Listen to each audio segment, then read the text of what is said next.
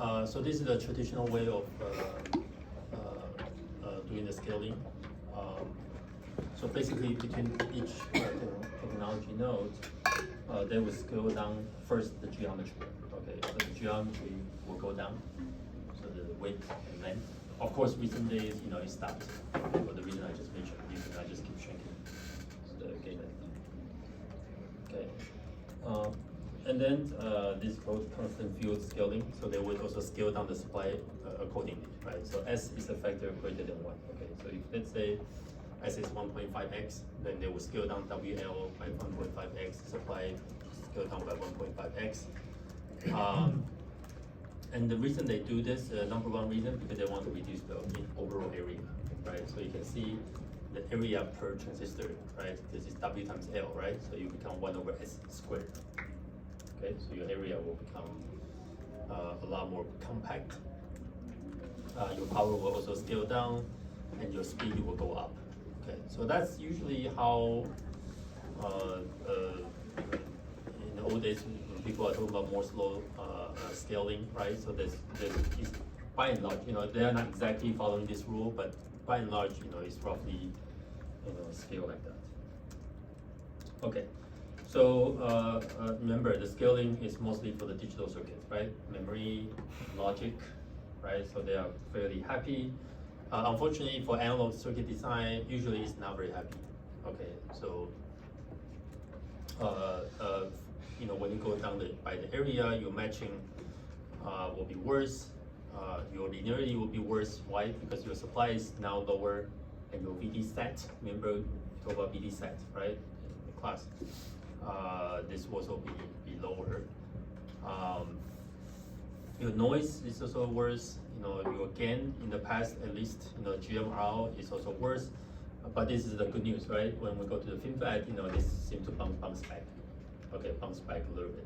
It's not bouncing back like in the 90s. Okay, so at that time, you really enjoy a very large GMRO, right? Look at this. The GMRO, you can even get hundreds. Okay, those days are gone. Okay, you don't see that right now, right? So right now probably 40, 50-ish, is already considered pretty good. But in the old days, you can see you can even get to hundreds.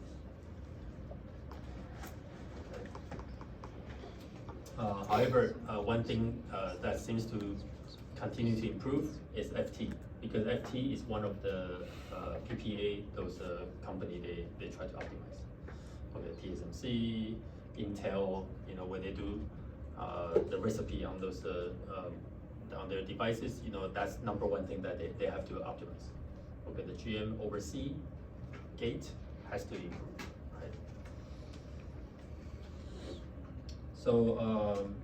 So that's that, right? So FT, you can see the blue is FT here, right? So FT is this blue, so you will keep improving, and the node, basically the geometry will keep going down, right? So that's generally the trade-off. In the next few slides, I'm going to show you some examples. So this is provided by TSMC. Again, the data is a bit old, but at least you get to see the trend. Okay. You can see if you plot FT versus the gate length, right? No surprise, as your gate length becomes smaller, your FT become higher. Okay, just like that. Okay. Fmax, is the maximum oscillation frequency, so they generally scale similarly to FT. Same deal as you reduce. Right, you reduce the gate length, that Fmax also improves. One way that a foundry usually like to gauge is GM over W over BD set. Okay. So basically, this characterized, given the overdrive. So remember, BD set is VGS minus VTH, right? Remember, overdrive. So given the overdrive, and given the width of the transistors, how much GM can I get? Okay, so foundry actually use this, as one of the key measures, to see whether you can improve, right? So the good news is that it does improve. Okay, it does improve. So given same area in overdrive, you know, the GM, the amount of GM you can get is actually higher. Okay, so that's one of the good news. If you know design for the RF circuits, you know, so the foundry also would provide this kind of RF circuit scaling. You can see they are roughly the same, right? You look at the gain, maybe improve just a little bit, you know, depends on your GMR out. The noise figure roughly the same, your linearity also there is roughly the same. Okay, so this is generally true, you know, so when they scale, of course the digital guy are very happy. But for analog, like depends. Okay, sometimes we're happy, sometimes we're not so happy. Okay, so that's kind of the bottom line. All right, and then about the capacitor, right? So in the mixed signal circuit, we're gonna use a lot of you know, capacitor, mainly because of switch capacitor circuits. I will talk about that, you know, throughout the semester. So capacitor is quite popular in the mixed signal circuits. Typically, the foundry will provide. Actually, I might have talked about this in 536A, right? So there's a mount cap, there's a mid cap. I already talked about this, right? So, okay. So mount capacitor, remember, it's a finger capacitor. Remember I talked about this? Yes. Good. Okay, so there's a finger capacitor, right? So this is so between two nodes, right? A and B. So this is like a capacitor between A and B, right? A and B nodes. And then I think I mentioned this also in 536A. So what people do is that, you know, you can stack different metal layers, right? So the more metal layer you stack, then the more capacitance you're going to get, right? And by the way, the capacitance is coming from this metal plate and this metal plate, right?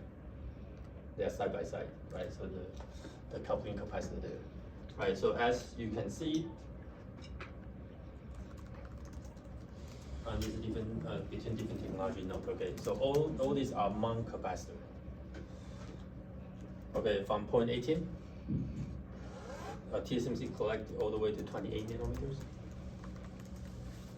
What do you see? You see, so first of all, for the same technology node, as you have more metal layer, the capacitance, right? So these are capacitance per area, it will increase. That makes sense, right? More capacitance, more you just scale up linear.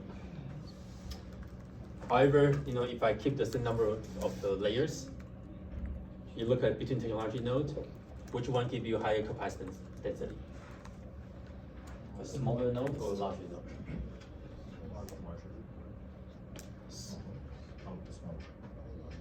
Smaller nodes actually give you higher capacitance density. Why is that?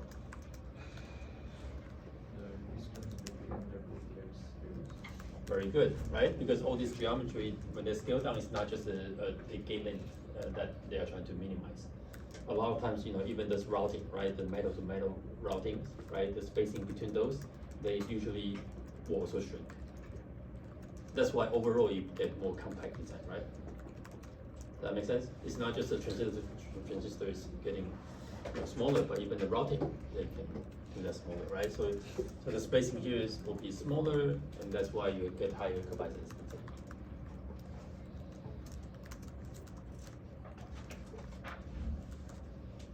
Okay.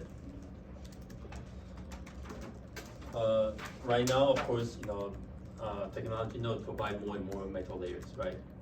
Sometimes they even give you 20 metal layers. Okay, a lot. In fact, the latest technology node, they run out of space on the top. What do they do instead? In the back. In the back. You see the wafer, right? You have substrate before, which is after you do the transistor, you just take up. And now there's no more to go. You just go the other side. Okay. So more complex, more transistor, you know, on the chip. You can imagine there may be more routing needs, right? So that's why the foundry are getting more and more creative, you know, to do all this routing, to do those metal steps.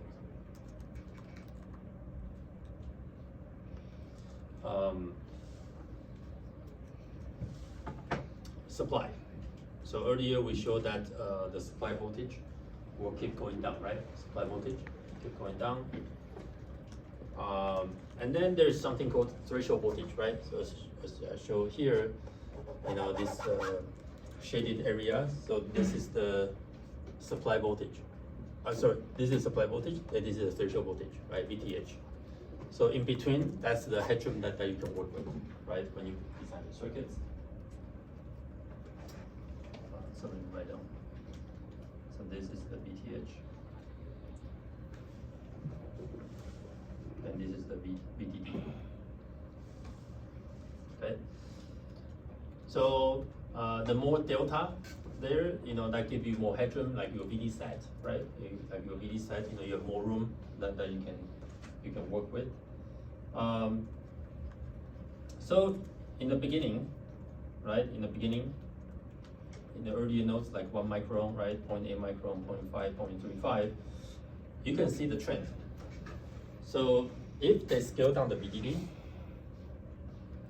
guess what the foundry is doing? What do they do with the VTH? They go down together. Why? Because they understand that, okay, you need a headroom, right? You need a certain delta voltage so that you can design your transistor in the saturation region, for example, right? Your VDS has to be greater than the VD set, right? So they understand that. So in the beginning, in the early days, right? So they understand that, you know, they keep just drop down because you see the delta here remain the same until at some point, you see the gap here becomes smaller. Why is that? Why is it that, you know, you don't just follow your traditional wisdom, right? So you scale down your power supply, you should scale down your VTH. Why do they stop? Because VTH can be scaled down anymore. VTH cannot be too small. Why is that? There are short-channel effects, there are leakage, there. Very good, right? So remember in 536A, right? We talk about all those barrier energy function, you know, so that we can turn on the channel, invert the channel. If you get the VTH become too small, yes, you know, actually foundry can do this. No problem, they can find the recipe. They will find the right doping to get the energy function, whatever, to make the threshold voltage low. However, you know, the issue is that the leakage, right? If the threshold voltage is too low, you cannot, it's become harder to turn it off, right? To turn it off. So that's a problem. You see, at some point, they stop. The VTH does not go down anymore. You want to go down? Good luck. Then, you know, you see whenever you are not using your phone, whatever, the power just, the battery just drain out. So at some point, you know, they really stop to do that. And this has been a big issue, you know, over the years. Okay. So right now, we don't have that much of a headroom. Now, you took 536A, right? So what is one of the technique that we usually try to increase the gain or the output impedance?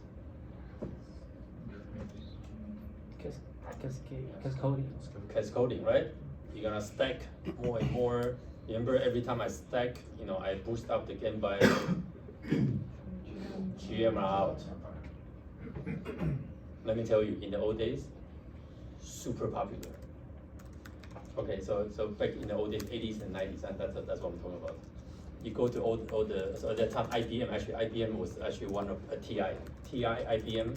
Those are one of the biggest hardcore analog circuit design companies.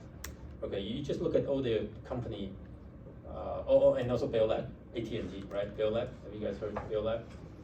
You look at all their company documents. It's actually fun. Take a look, you know, next time you get a chance. All those stack, you know, transistors. It's so complicated. Okay, it's already beyond what I even teach you in 536A. Why? Because in the old days, look at how much voltage they have. A lot of analog circuit innovation at the time is mostly about how to stack up. Okay, you know what? After year 2000, almost vaporized. Nothing. Okay. After that, because all these headrooms become so small, people go for multi-stage. Still, you're gonna still see some cascade, here and there. But in the end, in the old days, you may have 5 stack. And today, good luck, whatever 2 nanometer. Try to see if you can stack, 5x, and still make it work, right? So this actually dictates a lot of our circuit design topology, right? So this also go back to what I said earlier. As long as you understand the trade-off, you'll be in a very good shape in the future. You don't care, right? So if let's say one day for whatever reason the VDE, everything goes up, although it's not likely, but let's say it go up or somehow people figure out super low VTH and still the leakage is very tiny, then maybe you get a headroom back. You get a headroom back, you know what to do. Nowadays, does people still use cascade for output isolation, or can that be like bypassed with some other elements? Like Yeah, cascade people still use. It's just that it's just not like in the old days, like 80s, 90s. They may stack, multiple. So just like stack one cascade and then be something like that, right? Okay. So maybe 1 is still okay. Maybe 2 if you push really hard, right? But it's just hard for you to see like 4, 5, 6 stacks. I suppose the old days, you can actually see those, and they can get really, really high gain amplifier. Remember, 1 stack is GMRR. It's crazy. You look at that, right? 1 GMRR, let's say, is a gain of 100. You do 2 stack, 10,000. Look at that. All your projects become so easy, right?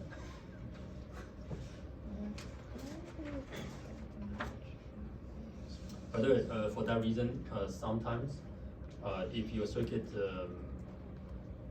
does not require like heavy duty digital processor or heavy duty memory, actually people still intentionally design circuits in the older nodes. Okay, by the way, yeah, I forgot to mention.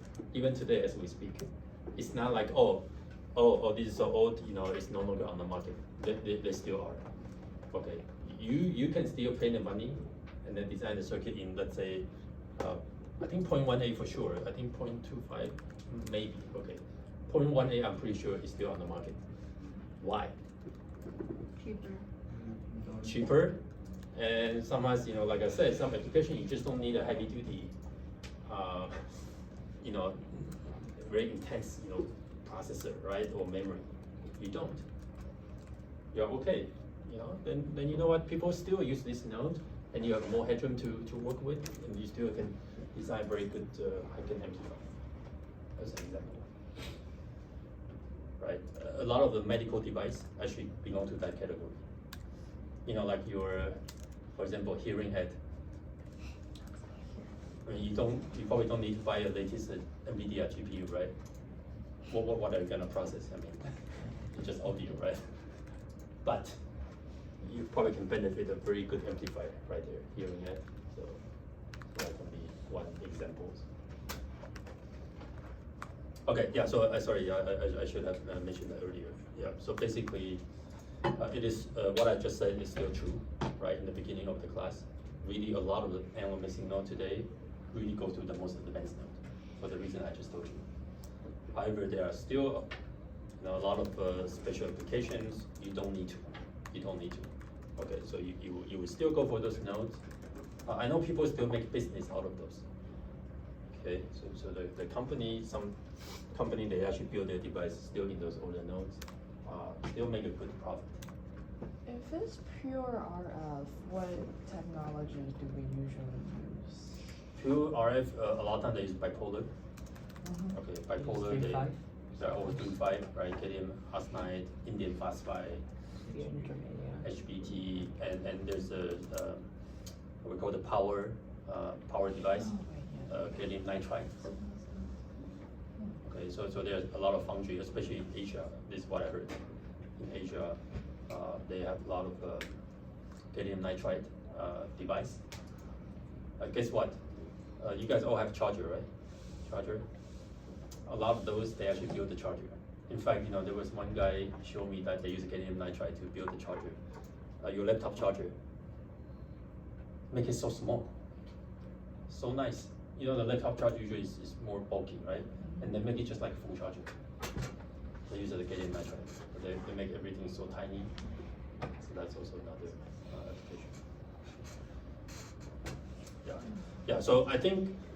Yeah, so I shouldn't. Yeah, so just keep that in mind. It's not like all the analog mixed signal circuit in the future has to go to this sub 1 volt and all these best and latest nodes. Yes, a lot of them are. They will go to that. It's just that a lot of also some of the applications still stay behind.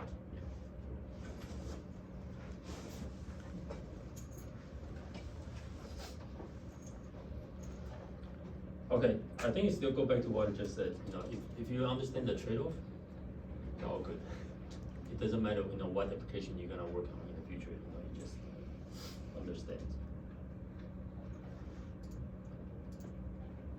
Okay, so that's a hedron, right? So it's pretty challenging, right? So that hedron here becomes smaller and smaller. So you require more and more innovation, right, in that. Okay. Technology options. So even if now we go to, let's say, 2 nanometer, right, or 3 nanometer, or 5 nanometers, don't think that, you go to TSMC and say, oh yeah, this is a 5 nanometer device. Okay, that's just one device that you're using. No. Even within a particular node, the foundry may also tailor to different flavors. Different flavor or different options. Okay, want to call it. Okay, so typical options are, for example, high speed. So sometimes, if they know that, okay, your application is really just care about the speed. What's the fastest speed? Okay, so they will tailor this for the high speed option. Okay, then your power consumption will be a little bit more. Your leakage current will probably a little bit more. Because they know that, okay, you care a bit less, because all you care is the speed.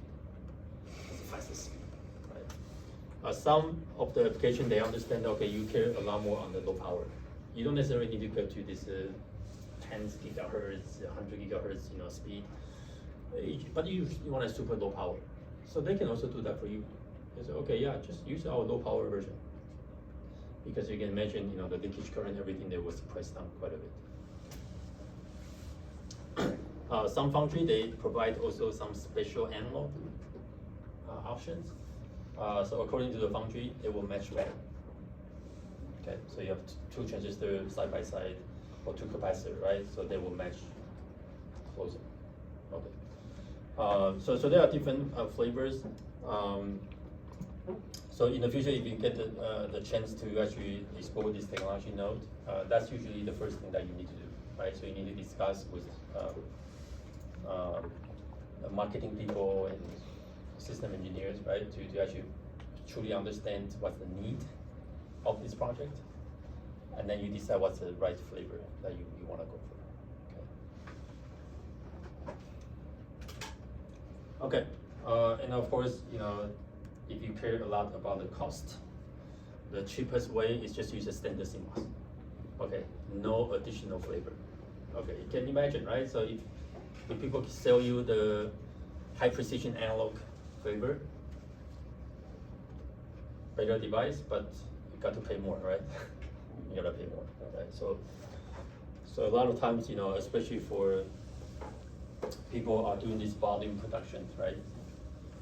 A lot of units that they need to produce, a lot of times they will just go for whatever the cheapest, because they make the most economical sense. Okay. So at that point, it's no longer a technical choice. You take the class, of course, you would stand there and say, no, I understand that I should use the analog option because that will make my analog circuits better. It will make my life designing circuits better. But sometimes there's economy reason. It's not your choice. They will just force you to do this cheaper, but a little bit worse device. But don't worry, so that's why we have also other circuit technique to compensate for those, right? So, okay. So this is kind of what I said in the last bullet, right? So we are circuit designers, so we just really try our best, right, to find out what are the right techniques that we do to actually tackle those defects. So 2 months. Okay, any question?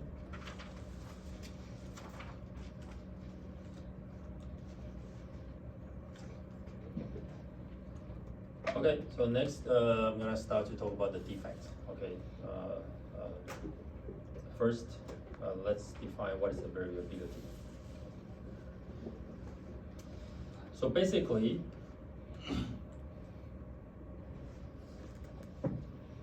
a little bit different from what we have been exercising in 536A, right? So in the 536A,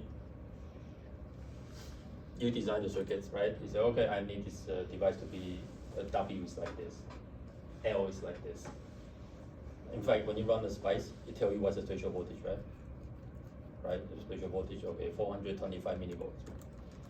It is 425 millivolts. Okay, and I hope that you already appreciate how difficult it is already to make the circuit work. Is that true? Although I heard that this year the design class project is a little bit too easy. So I think most of you actually all meet the spec from what I remember, yeah. Which is a little bit uncommon. Usually I remember the class, at least half of the class did not really meet for the spec. Okay, just pretend that was a very difficult class project, and half of you failed to meet the spec. So you understand how difficult it is to actually already to meet the target. You know, what make the real life this circuit design experience even more exciting is that everything will be different from what you see in a simulation. Okay, in what you say, okay, the nominal value, right? So they say, hey, you know, I want this W to be 1 micron, L is 10 nanometers. That's what you said, right? That's what you entered in the when you build the netlist. But you know what? Good luck. When the chip come back, what's the probability that the W is exactly 1 micron and L is 10 nano? The probability is very, very low, almost nothing, right? If you do get that, you should go buy lottery that day, right away, right? If you're so lucky that you just get exactly the same, right?